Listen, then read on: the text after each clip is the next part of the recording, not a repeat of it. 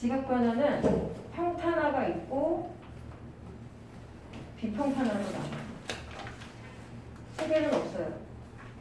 평탄화 이렇게 변동이라고 해도 되고, 지각 변동을 평탄화하는 작용과 비평탄화하는 작용으로 나눌 수가 있는데, 그럼 어떤 예가 있을까요? 평탄화랑 비평탄화의 예. 뭐가 있을까? 풍화 침식은 여기에 속할까, 여기에 속할까? 바위가 깎이고 물에 의해서 운반돼가지고 저 강가 밑에 가서 퇴적물이 쌓이는 흙. 이거는 어디에 속할까? 평탄화예요. 네, 그래서 얘는 지표 변화, 지표의 풍화 침식 해당되는 거예요. 그럼 비평탄화는 어떤 예가 있을까요? 비평탄화는 평평하게 아니라 울퉁불퉁하게 해주는 변화를 뜻해요. 응? 지진. 그렇지. 그래서 수평적인 변화가 있고 수직적인 변화를 나눌 수가 있어. 수평적인 게 우리가 공부해야 될 것이 이제 판 구조에 의한 판 구조론에 해당되는 대륙 이동이라든가 판 경계에서의 여러 가지 지진, 화산 활동 같은 거를 뜻할 수 있어요. 이렇게 쓰면 대륙 이동이 일어나면서 또는 판 구조론에 입각한 대륙 이동에 의한 운동, 그리고 또 판의 경계에서 일어나는 지진이나 화산 활동 같은 것이 여기에 속해. 알겠지? 예. 근데 수직적인 방향에서는 비평탄화하면 뭐가 있을까요? 이게 결국 뭘까요?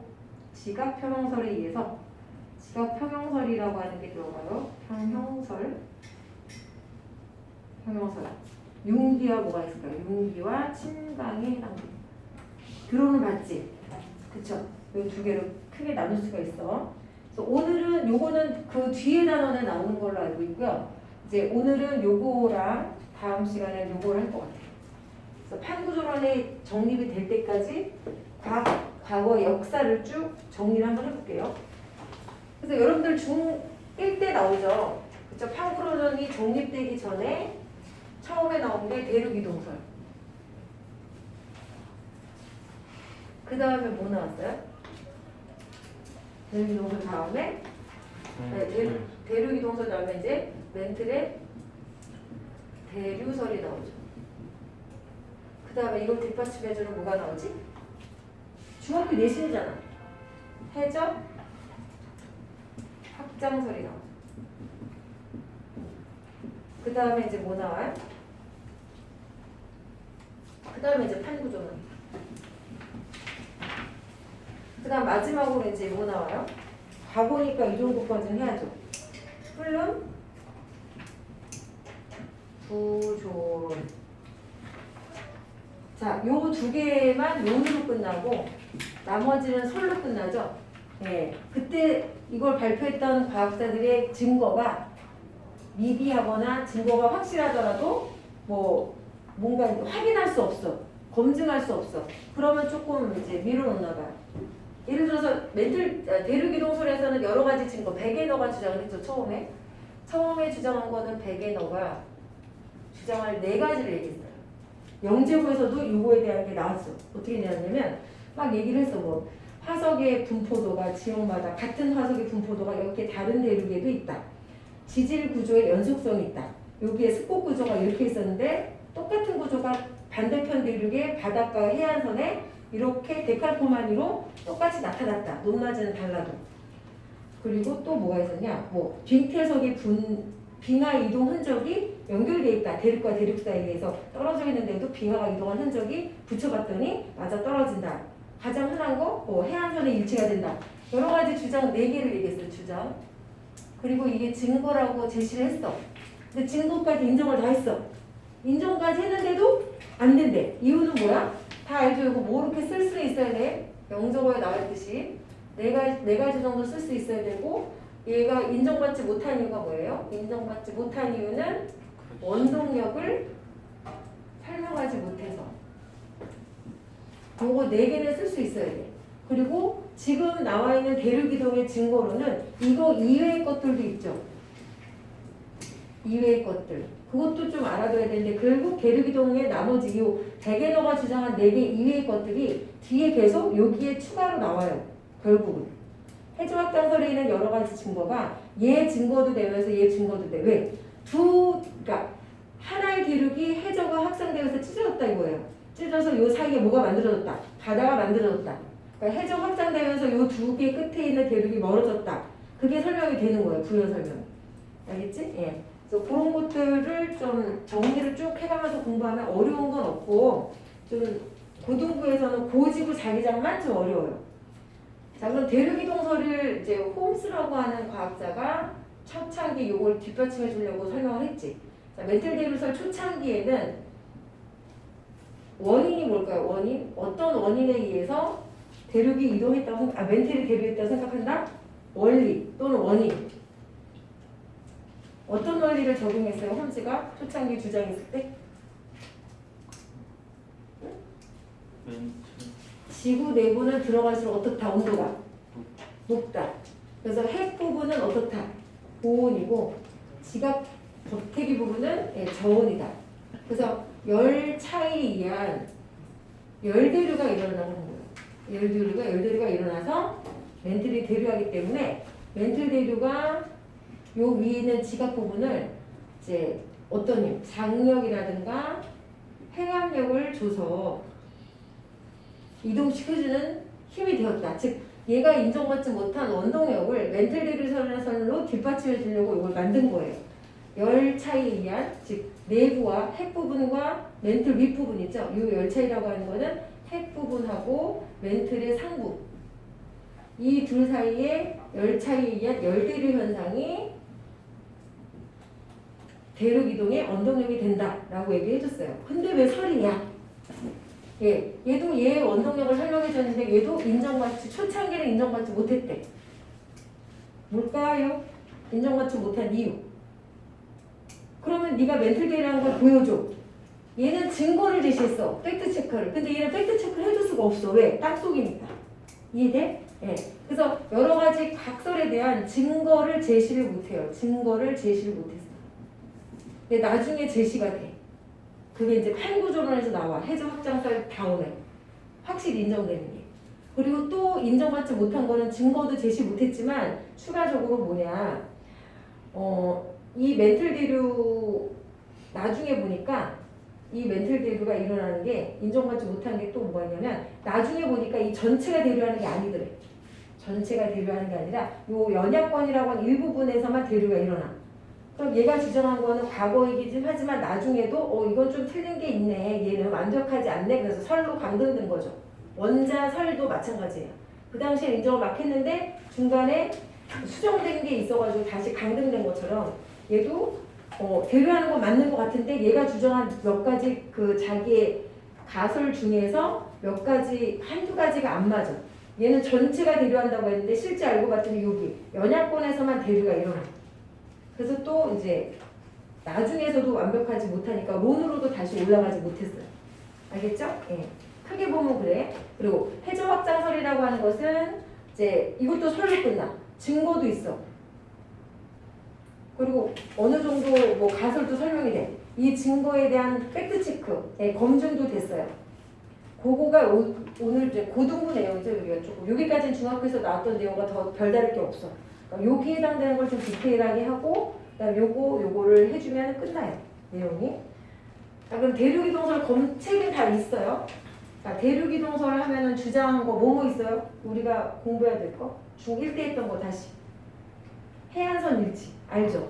그다음 두 번째 뭐가 있어요? 화석 분포. 응?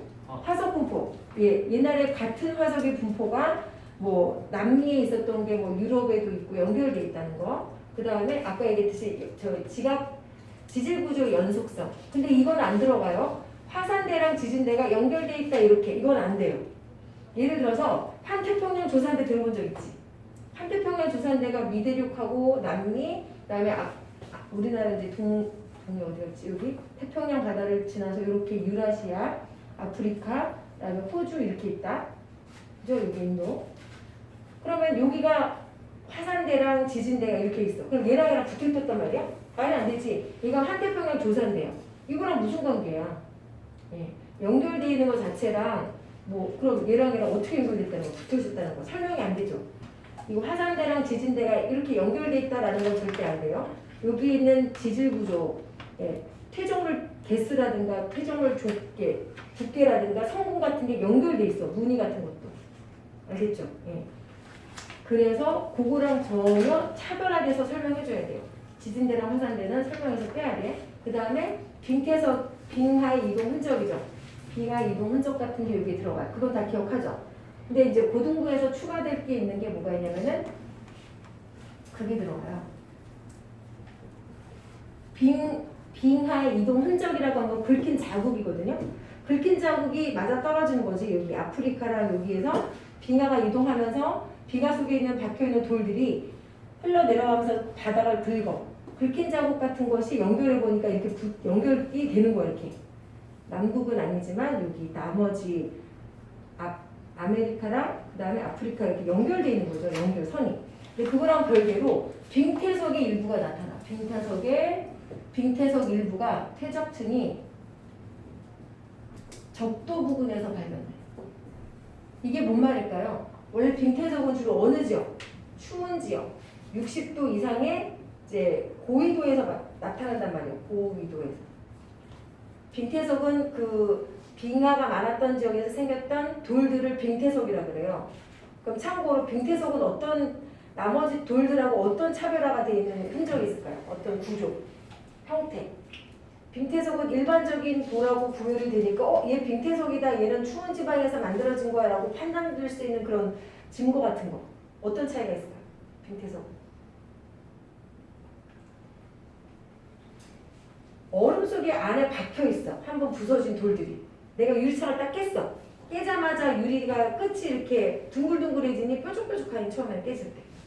뾰족뾰족 하잖아요. 그 뾰족뾰족한 신선한 돌들이 여기 안에 박혀 있는 거예요. 그래서 일반적인 자갈이나 모래 입자보다 크기도 하지만 두 가지가 있지. 빙태석은 일반적인 퇴적 물질하고 다르게 어떤 차이가 있다? 특징.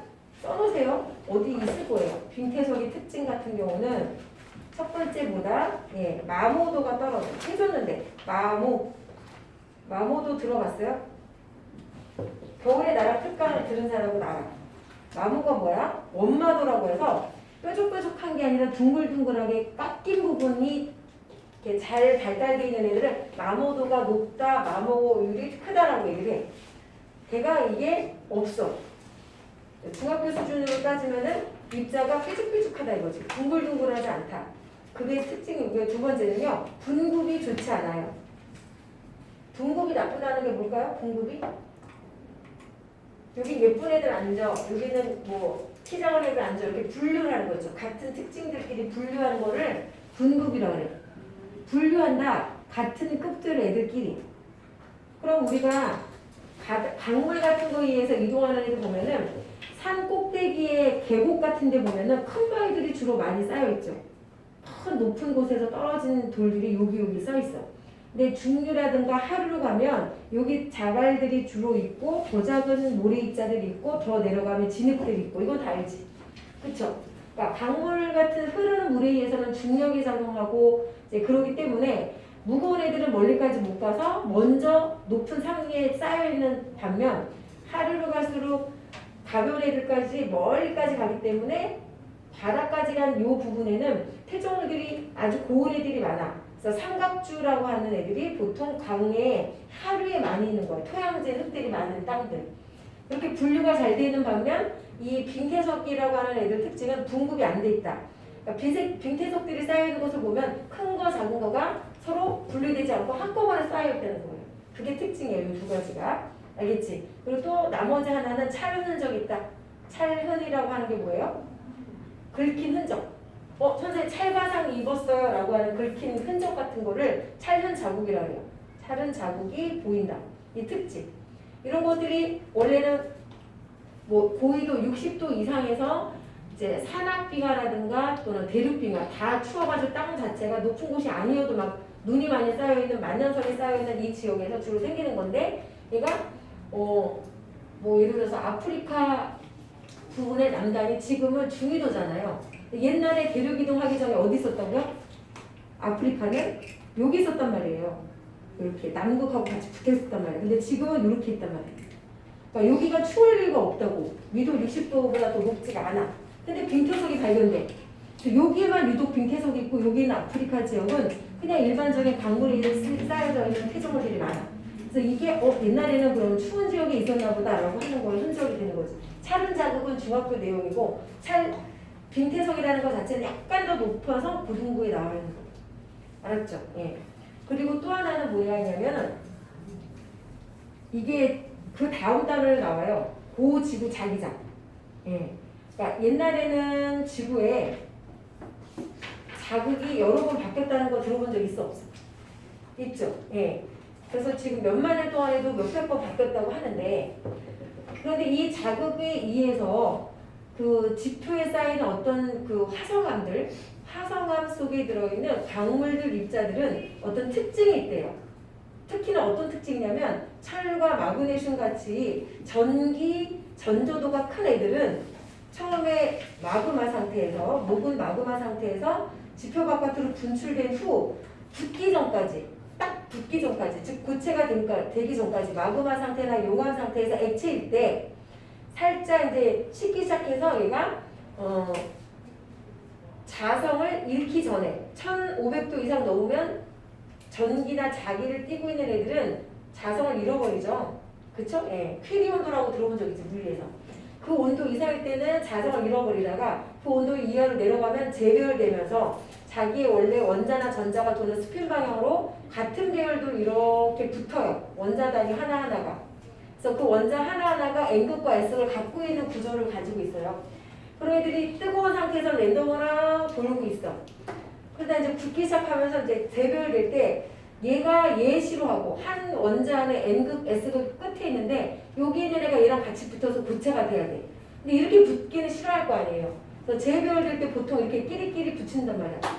그죠? 그러다가 커다란 자성을 띨 수 있는 어떤 물질이 나타나게 되는데 그때 얘도 역시 과거에 얘네들이 전자기를 띠고 있는 또는 전기 전도성이 크고 있는 물질들이 마그마 속에 있던 애들이 용액이 됐을 때는 막 랜덤으로 있다가 이제 붙기 시작해.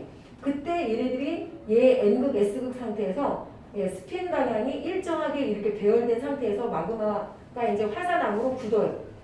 그래서 그 암석이나 광물 속에 철이나 마그네슘 같은 성분들이 어떻게 배열되어 있는지를 보면 과거에 이 암석들이 향하는 N극이 어느 쪽에 있는지 알려주는 흔적이 고지구 자기장이란 말이에요. 알겠지? 예. 그거 가지고 우리가 과거에 옛날에는 자극이 몇 번 바뀌었는지를 알 수 있게 되는 흔적이 나중에 나와. 예. 그런데 지금 우리 유라시아에 붙어있던 인도파는 북반구에 있었잖아요. 근데 이 북반구에 있었다면은 여기 있는 애들이 요 땅에 있는 애들의 과거 1억 년 전에 있는 애들, 여기 인도판에 있는 1억 년 전에 있는 광물 속이나 암석 속에 이 자기장의 극이 어때야 돼 서로? 같아야 되잖아요. 근데 여기는 1억 년 전에 자기장의 방향이 이렇게 돼 있는데 얘는 1억 년 전에 자기장이 아까 3억 년 전이라고 하자. 3억 년 전에 자기장이 얘랑 반대로 돼 있어. 그럼 얘랑 같은 유라시아에 있었지만 과거 3억 년 전이나 뭐 2억 년 전에는 같은 위치에 있지 않았다는 증거가 되지. 이해돼? 예. 그럼 얘는 반구가 처음에 3억 년 전에 어디 있었다는 거 얘랑 다르게 남반구에 있었다는 걸 알려주는 거잖아요. 그게 우리가 지구가 원에서 해주는 이런 내용들이야. 그게 대륙이동설이 지금 백인어가 주장하지 않은 최신의 이제 한 50년, 1950년대 이후에 여기에서 추가로 나오면서 얘도 설명되는 그 내용이 들어가서 어려운 것 뿐이에요. 더 다뤄줄 거는 이거밖에 없는 거지. 전체적인 거는 중1 때 배웠던 거 그대로예요. 알겠지? 그래서 얘네들이 왜 인정받지 못했는지를 좀 정확하게 알아서 누가 구술 면접할 때 왜 그러는지 설명해 볼래 할 때 나오는 말하는 내용이기도 해. 알았죠? 예. 여기까지는 중등 과정이고 대륙이동설은 나중에 후세대 과학자들이 더 추가로 설명해 준 것이 여기에서 추가로 더 나온다는 거. 그 대표적인 게 뭐라고요? 빙태석 입자랑 그 다음에 두 번째가 고지구자기장의 흔적. 특히나 예를 들어서 요만한 인도판에 해당되는 내용이에요.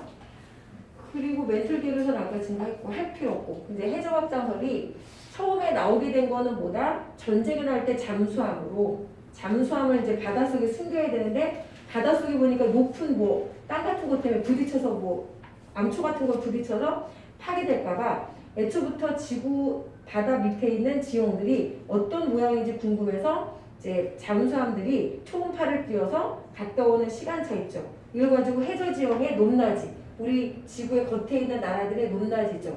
예, 높은 땅, 평지 이런 걸 알아보기 위해서 그런 실험을, 그러니까 조사를 다 했대요. 초음파를 띄워서 이거를 음향 측심법이래요. 음향 측심법이라고 하는데 그걸 이용해서 지구 내부에 지구 내부에다 해저 밑바닥에 있는 지각들의 높낮이 지형들을 다 조사하는 거예요.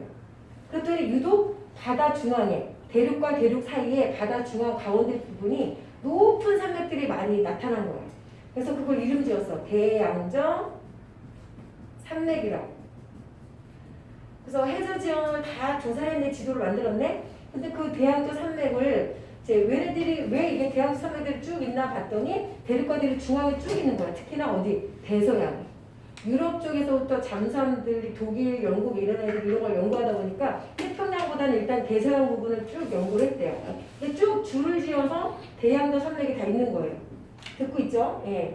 그래서 그 다음 주 시일이 지났어. 근데 얘네들이 보니까 뜨거운 열기가 계속 올라오고 있고 이 이제 시간이 더 지나니까 과학이 더 발달하잖아. 더 디테일하게 이 대양저 산맥 가운데 부분을 보니까 유독 여기가 더 패인 부분이 있는 거예요. 움푹하게 패인 부분, 이렇게 들어간 부분. 대양저 산맥의 중간, 봉우리가 제일 높은 부분에 보니까 움푹 패인 지역들이 있는 거예요. 우리 육지에서 보면은 산과 산 사이에 V자 곡처럼 유세이에서 생긴 V자 곡처럼 V자로 패여있는 지형들이 쭉 줄을 지어 있는 거예요. 그래서 그걸 줄을 지어 있는 골짜기다 그래서 열곡이라고 부르게 된 거야.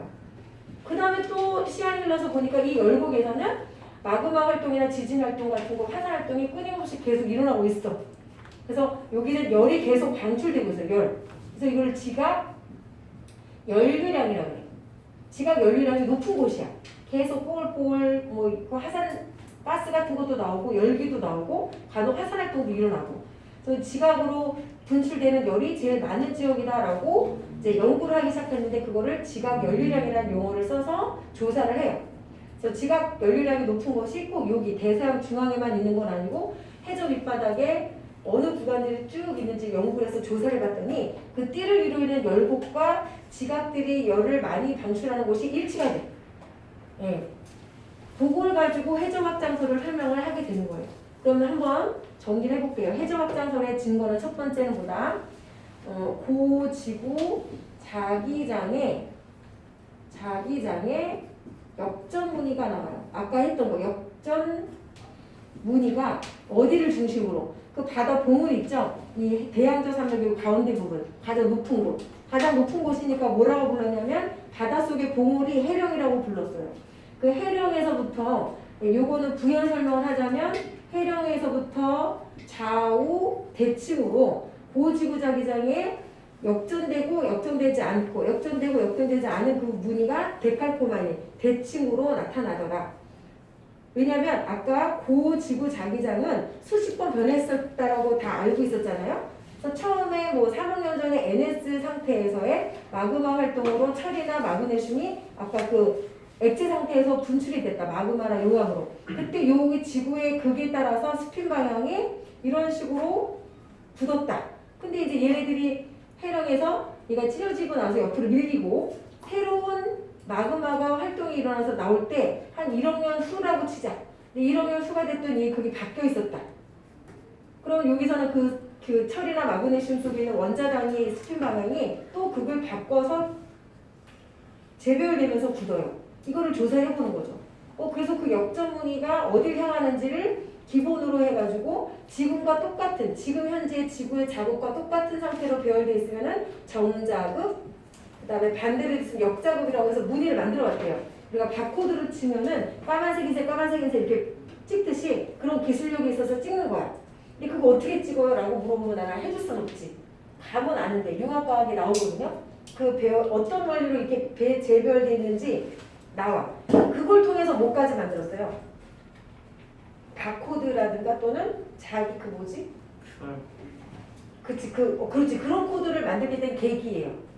다 전쟁 때부터 다 이게 과학이 발달해서 나온 거죠. 그래서 어떤 자기장을 띠고 있는 물질들이 자성을 인위적으로 바꿔서 자극을 배열한 다음에 여기다 입히는 거죠. 자기 테이프라고 하는 것처럼. 그런 기술력이 이때부터 나오기 시작한 거죠. 연구에서. 그거를 찍을 수 있는 기술도 있으니까 이거를 읽히기도 하고 쓰기도 하죠. 그쵸? 예. 그 방법들을 이를 알아냈대. 그게 해령에서부터 나타나는 고지구자기장의 역적 무늬가 대칭이다 라고 하는 것이 해적 확장설의 첫 번째 제일 중요한 아주 확실한 증거예요. 확실한 증거. 그다음에 두 번째 증거가 뭐라고 아까? 지각 연류량이 유독 어떻다. 해령에만 많이 나타난다. 뜨겁다. 이거예요. 그 다음에 세 번째가 뭐가 있을까요? 나이. 해적 확장설은 해령으로부터 똑같이 대칭으로 해령에서 멀수록 대칭으로 어떻게 돼? 나이가 많고 나이가 많으니까 거기 쌓여있는 퇴적물의 두께도 어떻다? 두껍다. 이거 중학교 때 했던 걸 거야 아마. 그죠? 예. 나이는 어떻게 알아요 선생님? 이렇게 질문을 해. 어떻게 할까요? 해양지각의 나이든 대륙지각의 나이든 어떻게 알아낸다? 절대 연령은? 중등과정이네. 예전에 이제 방학 때 해줬는데 이거를 반감기 있죠? 예. 방사성 동위원소의 반감기를 이용해서 진짜 뭘 알아내? 절대 연령법을 찾아내. 절대 연령을 측정한다. 이건 나중에 또 할 거예요. 해주는 것 같은데 겨울방학 때 했겠죠? 이거 나중에 이제 화석할 때 할게요. 화석할 때. 다 나오잖아. 알겠지? 이 세 가지만 알아도 충분해요. 특히나 수능에서도 자주 나오는 것은 요거 세 가지예요. 나머지들은 뭐 할 게 없어. 그리고 또 뭐가 있지? 또 하나 증거가 있어. 현대판의 증거가 그 화석으로도 아까 여기도 화석에 나왔지만 이 화석에 대한 부연 설명을 해줘야겠다. 화석 같은 거를 조금 중학교 수준에서 같은 화석 이렇게 분포돼라고 하는 걸 더 업그레이드된 화석이 뭐냐면 예전에 최근에 수능에서도 나온 바가 있는데 산호화석이에요. 산호화석. 지구과학 올림피아드에서도 나올 정도인데 산호화석을 한번 참고를 해볼까? 자, 산호라고 하는 생물은 주로 어떤 환경에서 이렇게 살기 좋아요? 산호.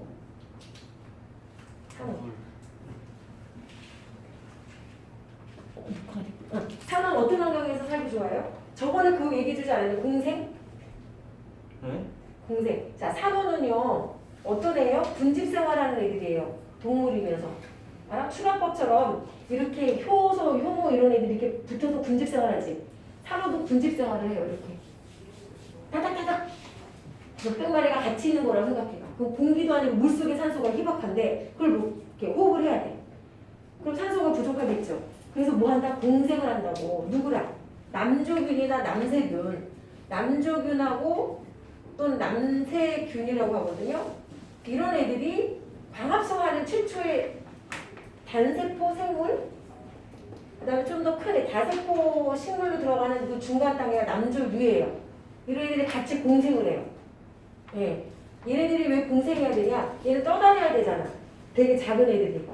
그러면 광합성 하려면 수심이 어떤 곳에 있으면 좋아? 지네들이 얕은 곳에. 근데 산호가 이 산호의 환경이 낮고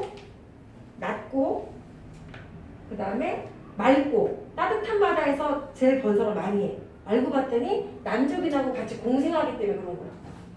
얕은 바닷물일 때는 햇볕이 더 많이 들어오잖아요. 맑아야지 햇볕을 더 많이 받잖아요. 그래서 공생을 하는 거야. 낮에 남조균이나 남세균이 산호 사이사이에 숨어서 광합성을 해. 그럼 뭘 내보내줘? 얘네들이 산호가 뱉은 이산화탄소는 지가 먹어주고 산소를 공급을 해주는 거야. 그래서 그 나이트 얘기 주지 않았어요? 나이트? 해수할 때? 나이트 얘기 주. 그때 그 얘기예요. 예. 그래서 그렇게 공생을 한단 말이지. 그럼 산호가 좋아했던 환경은 열대지방의 얕은 바다였는데 지금 이 고생대 때 살았다고 여겨지는 산호가 적도에 있지 않고 여기저기에 막 흩어져 있는 거예요. 극지방에. 왜 여기 있지 산호가? 원래는 얘가 좋아하는 환경이 여기인데 두 가지가 있을 수 있어. 옛날에는 모든 지역이 다 고생대처럼 따뜻했었다. 두 번째는 여기 있는 고생대 지역에서든 어쨌거나 이 산호가 좋아하는 환경은 요 지역이 대부분인데 이렇게 얘가 이동했다. 두 가지가 들을 수 있는데 그럼 어떤 게 정확해요 선생님? 아무리 지구가 온난해도 지구의 60도 이상은요 어땠을까요? 추웠어요. 예, 그러니까 살 수는 없어. 근데 60도 이상까지도 고생대 때 살았던 그 그 온대 지방에 살았을 수밖에 없었던 이런 생물들이 60도 이상의 지역에서 화석으로 발견됐다. 이거 백발백중 뭐겠어요? 대륙 이동설이죠. 대륙 이동이 확실한 증거지. 그럼 이렇게 아주 고緯도에 가기가 힘든 오지를 막 탐사하고 과학 기술력이 이렇게 작은 입자까지도 확인할 수 있는 기술력이 높아지다 보니까 이때 말고 지금 현재 60년대, 70년대부터 이렇게 최첨단 이제 과학기술 장비 때문에 알게 된 거죠. 알겠죠? 그냥 화석이 분포도가 여기까지 있어. 다른 대륙인데 이거를 뛰어넘는 거지, 이거는. 알겠죠? 예. 그런 거. 그럼 이제 판구조론으로 그 다음에 이거 쭉 판서한 다음에 책 갖고 다시 한번 정리하고 문제를 풀면 돼요. 해수학상설에 대한 거는 이렇게 보고 그래프를 볼 줄 알면 되니까. 예. 그리고 판구조론은 말 그대로 이제 제일 중요한 단원이야. 자, 판구조론이 나오게 된 계기가 뭘까요?